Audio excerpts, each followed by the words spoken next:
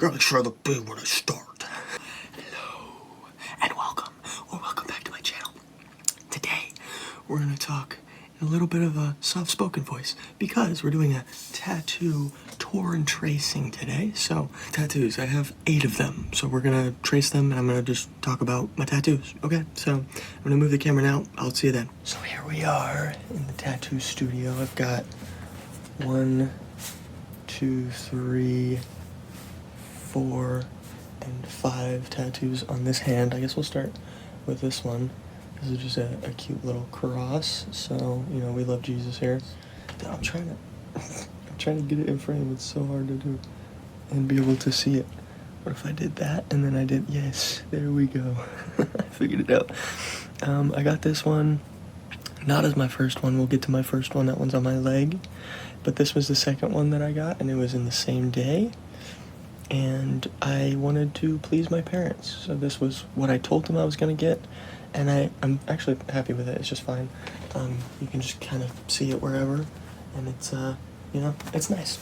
And then I guess if we go chronologically, it'd be this one. These very, very tiny butterflies. If you look at my arm, they're very, very small. If the camera will focus.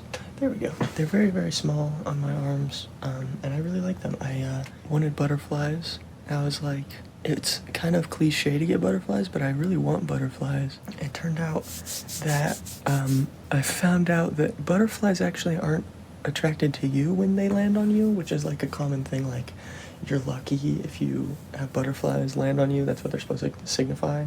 But they actually just want the salt that's in your skin. So I thought it was kind of funny if I'm a salty bitch. And that's kind of why I have butterflies on me. So it's like, kind of reminds me to not be so salty and don't attract the butterflies to you. And then this one, as well as this big rose. I got these in the same day. This one's gonna be kind of hard because it's right on my forearm. But this is my dad's birthday and my mom's birthday. And then this is kind of a tribute to the place that I came from, which is Colorado. So we've got the clouds, we got the mountains, we got the sun that's always shining so bright. And then this are stars because a lot of the time in Colorado you can't see the stars, but if you go to the mountains, you just have this clear sky and it's so beautiful. So I just wanted to tribute not only my parents who brought me into this world, but they brought me to Colorado. And I love Colorado. So I love the scenery of Colorado. I probably won't live here forever, but it's a pretty good place. So, okay, and then this one's also going to be kind of a challenge. But so we've got this bright blue rose. This is the first, like, really big tattoo that I got. I know it's not really big, but to me it's pretty big. I get most of my tattoos at the same shop. It's called Marion Street. It's on Colfax, so if you know where that is, that's kind of funny that such a good tattoo shop is on Colfax. I just love the leaves. There's a little bit of purple in every leaf in the tip here, and then the yellow. I didn't ask for the yellow, but I really like the yellow. It was actually really interesting because he did like 9 roses this week that he did mine. It just so happened that 9 different people wanted a rose, and my rose was in the picture that he posted, and I liked my rose the most, because all the other ones were like orange and red and classic rose colors, and I was like, well, I wanted a blue rose. Turns out I actually liked this one the most, so really glad I got it. My shirt will go like right here, so if I ever lift up my shirt, people will be like, whoa, that's so cool. And so that's one of my favorite tattoos that I have so far. We shall see which one remains my favorite, because it is definitely this one for now. Then I got this one that is just a skull. It kind of looks best if it's my arm's a little bit turned, because just natural, like extended fully. His jaw is very large, which is kind of funny. It's a skull and crossbones. This one is the most recent one that I got. This one I just walked into the tattoo shop and was like, yo, can I get a skull? They were like, yes, sir, we can get you a skull. And so at Marion Street, which all of my ones on my arm are from Marion Street, I've always made an appointment, and so it's like 2 months in advance.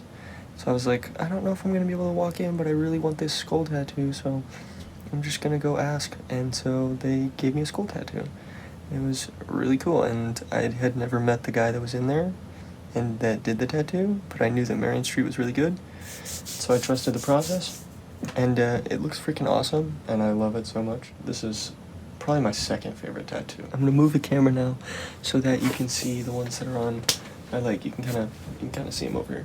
I got some on my leg, so I'll show you those. Okay, so There's 3 technically, if you count this as not part of this.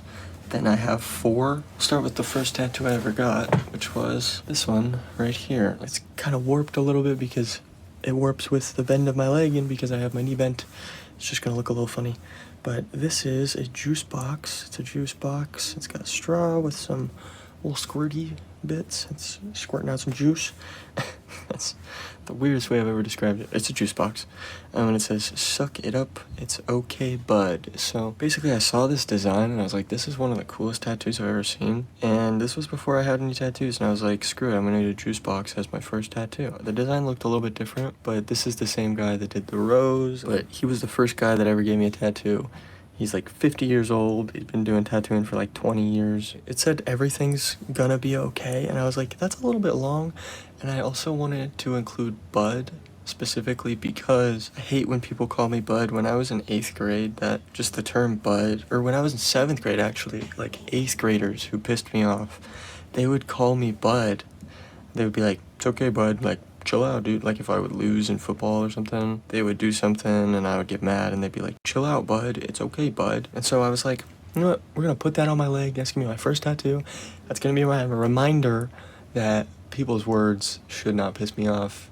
And it really is, it's okay, bud. So this one's like 2 years old now. I've had this one for quite a while, and you can see in the eyeballs, this was the first tattoo I ever healed. It scabbed, and I picked at the scab. So if you get a tattoo, don't pick at the scabbing of your tattoo, because you most definitely will end up with eyeballs that are a little bit splotchy. I love it. I don't know, I think it's awesome. This, you can actually still see right there. This is a part where you can actually really see the stippling work that he did. It's actually still visible on the tattoo, which is so cool. When I saw this, I was like, tattooing is so freaking cool, dude. I just love traditional style tattooing, so. Now, one of the most important things about healing a tattoo if you have leg hair is just how annoying it is to have your hair grow back, because as you can see, I have a lot of hair. When the tattoo is fully healed, if you're a dude and you have leg hair, the hair is not going to be fully grown back yet. The problem is actually how itchy the hair that's trying to pull through and push through and grow out, how irritating that part is. So if you're going to get a tattoo on your leg and you have a lot of leg hair, just be prepared for that. I wouldn't discourage it, because I'm definitely going to get more tattoos on my legs, but if you're going to get a tattoo, first of all, go for it. Try not to get too pissed off about how they look. I'm a perfectionist, and I see my tattoos every single day, and so I just have to, it's a good reminder every day that nothing is perfect. You want a tattoo, obviously think about it, make sure that you actually want it, but if you really want it, you'll get that tattoo. This one is darkened up heavily, but I think it's really cool. It's the Sacred Heart of Jesus. It's a really cool piece, and he added this cross in here that I didn't ask for, but I think it looks pretty good. And it's just like classic American traditional tattooing, so this is definitely one of my favorites. It's just so clean, like it just looks so good. This is basically exactly how it looked the day that I got it. So and now the nightmare scenario. We've got the knee tattoo. This says stay. Kind of looks like skay. Kind of looks like slay, but it says stay. And then this part says positive. That's even worse to read because this is the thickest part of my freaking hair on my legs. It says stay positive, and that's actually part of a Juice WRLD quote where it's everybody stay positive no matter how negative life gets. You know, no matter how you feel about Juice WRLD or who he is as a person or his music or anything like that, staying positive is a really important thing. And especially now that I've been diagnosed with depression, it's really important for me to stay positive in everything, in the mental, in the physical, everything that happens in my life. It's really important to stay positive. So this tattoo just continues to mean so much to me. So I wanted one that like kind of went around my knee, and I've seen some text that like above and below the knee. So I've seen this quite a bit, and I was like, you know what? Stay positive is just a good message, but it also means something a little bit more to me. I still really love the tattoo, and it really means a lot. So fun story about this tattoo. The stay, if you can tell, it is a little bit botched. It's kind of doesn't really look all that great, and that's because it didn't heal very well, because I got this tattoo and then a week after I got it, I went to South Dakota to go to Mount Rushmore. If you know anything about Mount Rushmore, you know that if you want to go see the heads, you're gonna have to walk around a lot. And so when you have a part of your body that extends like this and it moves that much, it is going to crack and it's going to not heal very well. I didn't really know that you could ruin a tattoo if it was on a part of your body that was like that. It's just not that good, so at some point I might get it touched up, I might never get it touched up. Staying positive is not a perfect thing that you can do. So I kind of like that it's a little bit damaged, so it's just a reminder that you can stay positive even if you look like this tattoo, I guess. But that's the thing about this one that I really love, because this one's fully healed. I've had it for a couple months, and it's on a part of my arm that is like kind of hard to stay still, but I was able to do it and it healed really well. So here's like the difference is like if you don't take care of it, if you really take care of it, it can look like this and it looks really good. These are my tattoos. I hope you enjoyed this video. Thank you for clicking on it. I hope you enjoyed this video.